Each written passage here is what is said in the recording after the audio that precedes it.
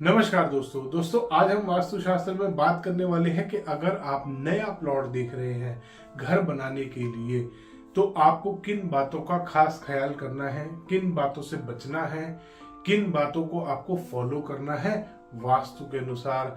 दोस्तों इन पॉइंट्स को जो आज मैं इस वीडियो में आपको बताने वाला हूं उनको नोट कर लीजिएगा। और जो भी आज मैं इस वीडियो के माध्यम से आप सभी को जो इस वीडियो में टिप्स बताने वाला हूं वो सारी वेदों पे बेस्ड है दोस्तों। इसीलिए जो वास्तुशास्त्र के ग्रंथ हैं, वास्तु रत्नावली, मायामतम, मानसार और आपका विश्वकर्मा प्रकाश, इस तरीके के जो ग्रंथ हैं, वास्तु के जो वेद हैं, इनमें से ली हुई मैं आपको कुछ टिप्स बता रहा हूं जो आपको नया भूखंड जब आप बनाते हैं, नया प्लॉट लेते हैं भूखंड बनाने के लिए अपना, तो उसमें आप फॉलो कर सकते हैं।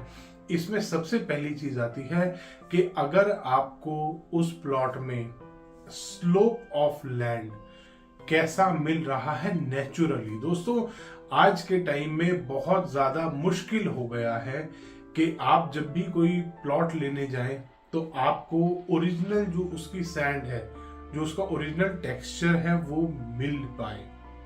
बहुत बार ऐसा होता है सोसाइटी के बीच में कोई प्लॉट होता है, वहां पर लोग गंदगी डालना शुरू कर देते हैं, उस वजह से वो प्लॉट गंदा हो जाता है।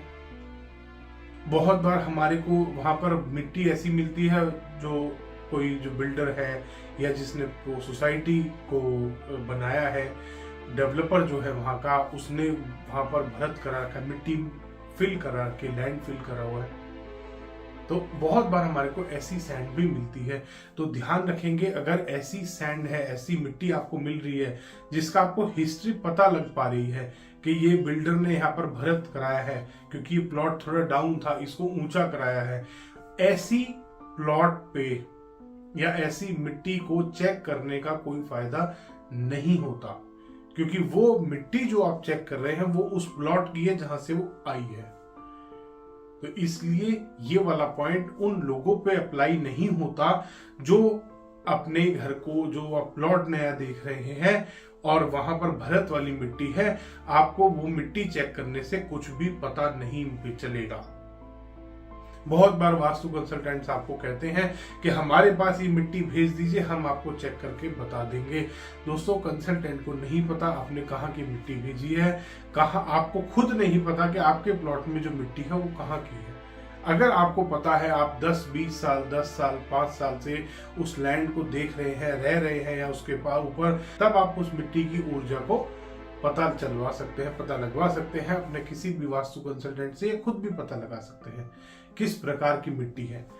अगर नेगेटिव होगा तो लैंड जो सॉइल है उसका आपको अगर आप उसको सूंघ के देखेंगे तो वो आपको थोड़ा सा नेगेटिव स्मेल करेगा। अगर आपको लैंड सॉइल को आप स्मेल करते हैं, आपको पॉजिटिव फीलिंग आती है, तो इट मीन्स वो लैंड आपके लिए पॉजिटिव है।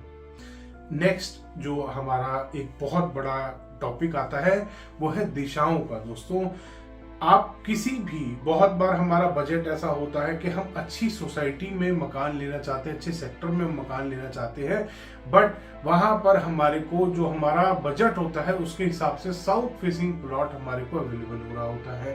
तो इसमें भी आपको घबराना नहीं है, आपको ये चीज देखनी है कि आप वहां पर उस प्लॉट में आप मेन डोर कहाँ पे बना सकते हैं। ये मुख्य पॉइंट है, ये पहला पॉइंट है जो आपको चेक करना है जब आप प्लॉट लेने जा रहे हैं कि आप मुख्य द्वार कहाँ पे बना पा रहे हैं। बहुत बार ऐसा होता है नॉर्थ फेसिंग मकान ले लेते हैं, नॉर्थ ईस्ट कॉर्नर का या नॉर्थ वेस्ट कॉर्नर का हमारे को मेन डोर मिल जाता है। दोस्तों वेदों के हिसाब से, ग्रंथों के हिसाब से 100% गलत होता है। वो हर दिशा में पॉजिटिव एंट्रीज भी हैं और नेगेटिव भी हैं। तो जो वास्तु कंसल्टेंट्स आपको ये बात बोलते हैं कि दक्षिण मुखी मकान गलत होते हैं, ऐसा नहीं है।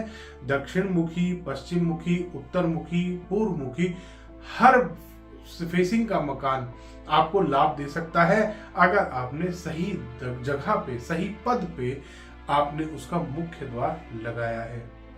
इसके बाद आती है एक बहुत बड़ा टॉपिक आता है corner plot, dead and plot, आखिरी का मकान, पहला मकान, दूसरा मकान, बहुत सारे नए नए आजकल पॉइंट्स निकल के आ रहे हैं, बहुत सारी नई नई बातें निकल के आ रही हैं। इन चक्करों में नहीं पड़ना। नॉर्थ ईस्ट का कॉर्नर प्लॉट बहुत अच्छा होता है। मेरे पास 7 प्लॉट हैं जो नॉर्थ ईस्ट कॉर्नर वाले हैं। मेरे बहुत सारे क्लाइंट्स हैं जिनका 2 साइड ओपन है, नॉर्थ ईस्ट कॉर्नर प्लॉट है और बहुत प्रॉस्पर कर रहे हैं, बहुत प्रॉस्पर कर रहे हैं। मैं जिस घर में मैं रहता हूँ उस घर का जो फेसिंग है वो नॉर्थ ईस्ट है, वो नॉर्थ ईस्ट ओपन है पूरा। और आज से नहीं, मैं यहाँ पर 40 साल से रह रहा हूँ। तो इसलिए आप इस बात को छोड़ दीजिए कि नॉर्थ ईस्ट कॉर्नर प्लॉट, या बहुत सारे लोग जो वहम फैलाते हैं वो बोल देते हैं आपको कि कॉर्नर प्लॉट तो नुकसानदायक होते हैं, 10 साल में मार देगा, कुछ भी कर लेना, बच नहीं पाओगे, ये नहीं हो पाएगा, वो नहीं हो पाएगा। मैं 40 साल से रह रहा हूँ इसी मकान में, मेरे फादर यहीं रहते थे। तो इसलिए छोड़ दीजिए उस चीज को कि कॉर्नर प्लॉट गलत होते हैं। साउथ ईस्ट कॉर्नर प्लॉट नुकसानदायक होता है अगर प्रॉपर तरीके से वास्तु से ना बनाया जाए तो। साउथ वेस्ट कॉर्नर प्लॉट नुकसानदायक होता है अगर प्रॉपर तरीके से वास्तु के अनुसार ना बनाया जाए तो। इन बातों का खास ख्याल करना है।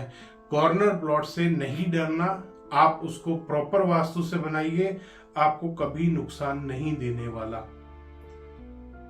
नॉर्थ ईस्ट और नॉर्थ वेस्ट ज्यादा प्रेफर किए जाते हैं, साउथ ईस्ट साउथ वेस्ट कम प्रेफर किए जाते हैं, लोग अवॉइड करते हैं लेना।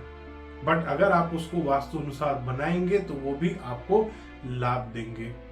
तो इसलिए मत डरना इन सब चीजों से, मत डरना जो लोग डराते हैं आपको वास्तु के नाम पर। इसके बाद आता है डेड एंड वाला प्लॉट। डेड एंड पे आपका मकान बन रहा है, उसको वास्तु के हिसाब से उसका मुख्य द्वार लगाइए, वास्तु के हिसाब से उसका प्रॉपर नक्शा बनाइए, वास्तु के हिसाब से उसको कंस्ट्रक्ट कीजिए, पॉजिटिव रंगों का इस्तेमाल कीजिए। डेड एंड प्लॉट में एक समस्या होती है, पहली चीज डेड एंड बन किधर रहा है। कोई साउथ की तरफ रोड जा रही है, वहां पे आखिरी का मकान है, कोई नॉर्थ की तरफ रोड जा रही है, वहां आखिरी का मकान है। ये देखना बहुत जरूरी है, क्योंकि जो साउथ की तरफ रोड जा रही है वो आपका डेड एंड बन रहा है नॉर्थ फेसिंग का। अगर आपने प्रॉपर वास्तु अनुसार बना लिया तो वो बहुत फायदा देने वाला है आपको।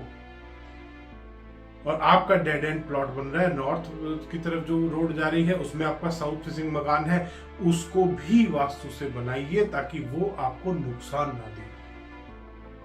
प्रॉपर पॉजिटिव एनर्जी आपको मिलनी चाहिए। आप जो भी मकान प्लॉट देख रहे हैं, आप अपने हिसाब से बेस्ट लोकेशन पे देखिए, जो आपको अच्छी लग रही है, जो आपके बजट में आ रही है। उसका प्रॉपर पहले ये पता लगा लीजिए कि उस प्लॉट में जो आपको मुख्य द्वार मिलने वाला है वो किस दिशा का मिलने वाला है, कहां पे आप बना सकते हैं, क्योंकि वो वास्तु के अनुसार कंपाउंड वॉल का जो गेट है वो आना जरूरी है। फिर उसके बाद आप जब नक्शा बनाएंगे वो इस अकॉर्डिंग बनाइए कि वो वास्तु के अनुसार बने। जो आप नक्शा बना रहे हैं इसी हिसाब से बनाइए ताकि वो प्लॉट आपको बहुत फायदा दे, ना कि नुकसान दे। ऐसे किसी की भी बातों में नहीं आना, कॉर्नर प्लॉट नहीं लेना, इधर का मकान नहीं लेना, उधर का मकान। टी पॉइंट पे अब हम आते हैं। टी पॉइंट पॉजिटिव भी होते हैं और नेगेटिव भी होते हैं और न्यूट्रल भी होते हैं। 3 तरीके के टी पॉइंट होते हैं।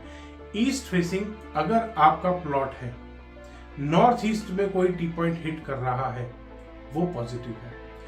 ईस्ट में सेंटर में कोई टी पॉइंट हिट कर रहा है वो न्यूट्रल है, उसकी रेमेडी करनी है। साउथ ईस्ट में कोई टी पॉइंट हिट कर रहा है वो नेगेटिव है। ऐसा भूखंड आपको, ऐसा प्लॉट आपको अवॉइड करना है। साउथ फेसिंग मकान, साउथ ईस्ट में टी पॉइंट चल जाएगा, साउथ में टी पॉइंट नहीं चलेगा, न्यूट्रल है। और साउथ वेस्ट में टी पॉइंट नेगेटिव है। तो इसमें अगर साउथ ईस्ट में आपको टी पॉइंट मिल रहा है तो आप ले सकते हैं, साउथ और साउथ वेस्ट वाला अवॉइड करेंगे। वेस्ट फेसिंग मकान, साउथ वेस्ट में टी पॉइंट नहीं चलेगा, वेस्ट में टी पॉइंट नहीं चलेगा क्योंकि सामने आपको मेन डोर बनाना है। नॉर्थ वेस्ट में टी पॉइंट चलेगा। नॉर्थ फेसिंग मकान, नॉर्थ ईस्ट में टी पॉइंट चलेगा। नॉर्थ डायरेक्शन में टी पॉइंट न्यूट्रल है, नॉर्थ वेस्ट में टी पॉइंट गलत है। तो टी पॉइंट की भी आज आपकी समस्या हल हो गई। प्लॉट की शेप की बात करते हैं। प्रॉपर रेक्टेंगुलर या स्क्वायर प्लॉट आपको लेना है। अगर घटा बढ़ा प्लॉट है तो उसको स्क्वायर करके ही बनाना है।